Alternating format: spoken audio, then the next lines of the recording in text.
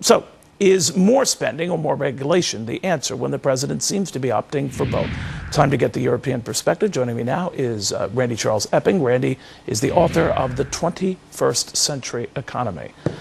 More government, certainly. More regulation, probably. Good, bad? You know, it's hard to say. The ideas that you have, the global markets are in free fall, even though they've come up a bit in the last month. Something like $35 trillion have been lost by global investors. So what can you do to restore the confidence? Because in the end, you know, even this trillion that was approved in London last week, compared to that 35 trillion, it's not all that much money. You've got to get investor confidence back.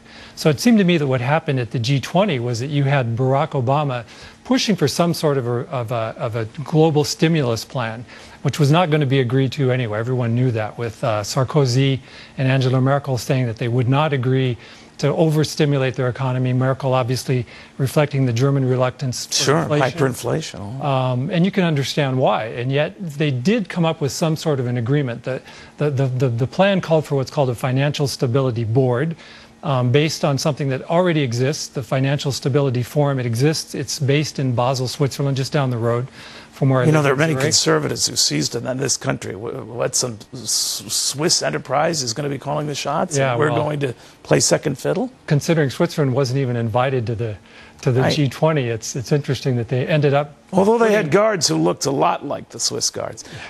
So what do you make of that this president, his critics say, acquiesces more to a global role, the U.S. not necessarily leading it, but being an active participant in it? He does, and I think I'm certainly taking the European perspective here, but I think he's doing, at least at the moment, the right thing. He's saying, look, we're all in this together, let's find a solution, because obviously the United States cannot go it alone. That was one of the things he made clear, and as much as we as Americans would like to have everything sort of kept at home and the regulations stay at home, look what happened with AIG. The rogue traders that were off in London were the ones who brought AIG down. So, and you've got the Chinese government investing in the U.S. securities. But we've had rogue traders and the Nick Leesons and on in the history in the past. I just wonder that, cynically, anything Europe likes, we should hate. Well, yeah, it's interesting that the French and the Germans, their gut reaction to any problem is, let's set up a board, let's have a government panel, let's Don't we have enough of both? Yeah, well, we certainly, you know, on the national level, what's interesting is each country, and it wasn't just the U.S. where the regulators were asleep at the switch. I mean, you look at Switzerland, UBS, you know, in a meltdown. The Swiss authorities didn't see what was going on either. So yes, we have these regulators. The question is, you know, why weren't they doing their job? And if they weren't, how do you get them to do their job? And I think the idea of this global financial stability board is, if you look at the document, it's like, you know, 8 or 9 page document that they came up with in London. Like 6 of those pages are all about this idea to regulate, to somehow provide a bit of transparency.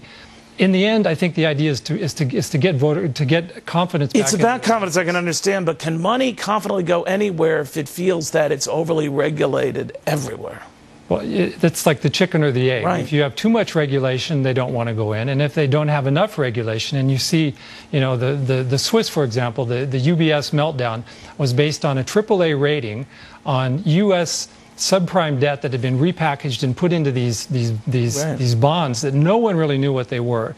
But they said, okay, it's AAA rating, we don't care, it's fine. It'll have the same value as the Swiss government or the U.S. government.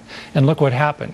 But that's my point with regulation. And, you know, back in this country, Sarbanes-Oxley, you build a better mousetrap, a smarter mouse comes along, build a better mousetrap, another new mouse comes, you know what I mean? And it just keeps cycling. You know, it's funny, the AIG people referred to these credit default swaps that they were doing in London, they referred to them as regulatory evasion, because essentially they knew that what they were doing was going outside of the regulators. And it worked. It worked for a while. It just couldn't last. Couldn't sustain it. Yeah. Randy, thank you very, very much. Good having you. Thank you, Neil.